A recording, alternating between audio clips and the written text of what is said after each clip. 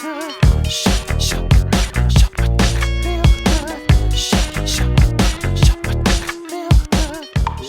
hand vlog service. Hey YouTube, Michael Beckett here. So it is Tuesday, July the 4th, 2017. I'm sorry for the light, but it's kind of getting dark and I'm near a road at a vending machine. That's a can vending machine over there. Hang on, say that again.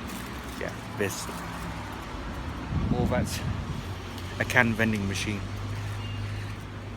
Well, today we had technically not a typhoon, a severe tropical storm.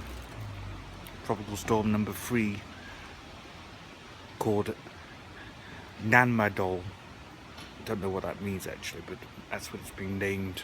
We don't use the names, you see, in Japan. It's tropical storm number 3, or technically severe tropical storm number 3.